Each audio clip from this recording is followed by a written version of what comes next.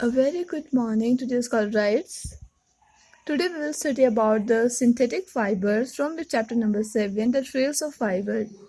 In the earlier video, we have studied about the natural fibers that we obtain from the plants as well as animal. Synthetic fibers means the fibers that are made by man, or you can say human made fibers. These are cheaper as compared to natural fibers. What is the reason of the expensiveness of natural fiber? The reason is that natural fibers are consumed in a large amount. Okay, it is obtained from the plants and animal, and thus for the growth of plant and animal, many money is used. That's why it is more expensive as compared to synthetic fibers. So the first synthetic fiber is nylon. Nylon is the most commonly used synthetic fibers. It is popular because it is strong, light and elastic as well as easy to wash. Have you seen the seat belt or the bristles of your brush that is made up of nylon? It has many qualities like it is very elastic, flexible, okay, that's why, and having a tensile strength. That's why it is used to make various objects like bristle toothbrush, military clothes, parachutes, seat belts, and rope. Okay. Second is polyester. Look, this pad is made up of polyester fabric. This jacket is also made up of polyester. Okay, it is a mixture of cotton also, and this is very durable and color retention. That's why it is used to make such like bed sheets, cushions, etc. Now acrylic paint, you have listened about that. Acrylic is also synthetic fiber which has a wool like feel.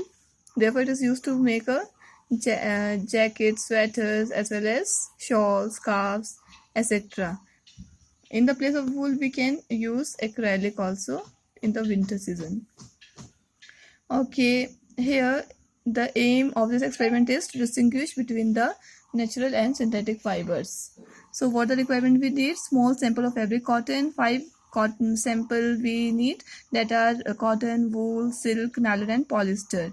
1 pair of this tongue, this is a pair of tongue, 1 candle and a matchbox. What you have to do? You have to take 5 small pieces of cotton, wool, silk, nylon and polyester. Now with the help of tongue, only this yarn you have to take like a thread, okay, and with the help of tongue you will bring that thread closer to the flame of the burning candle. What you will observe, you have to observe that how it is burning and what the order is there while you are burning this such 5 type of fabric. Okay, then you have to note down that order as well as the burning condition of that yarn in the copy. Tabulated form means you have to write down in the written form in your copy. Okay, what you have to prove, that which yarn burns with a flame and which yarn burns with an order of burning plastic. Now next is history of clothing. As you know well, in the ancient time people didn't have any sophisticated machines like ginning, spinning, weaving or knitting. Okay, there were no such sources that makes clothes. About 30,000 years ago, they didn't even have scales of fabrics from fibers manually. Therefore, early men used leaves, animal skin to make their clothes. Okay, gradually the time passes, the people learned some weaving technique as well as they started the weaving grass, animal hair and other fabrics to make the fabrics.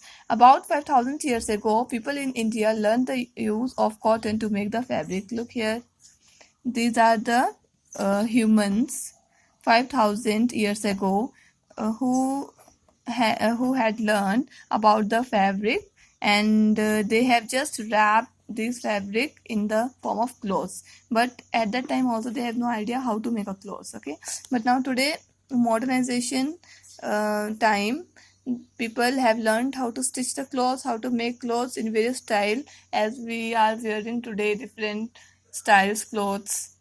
that is. So this is the history of clothes. Do practice on 5 and 6 in your notebook. Thank you.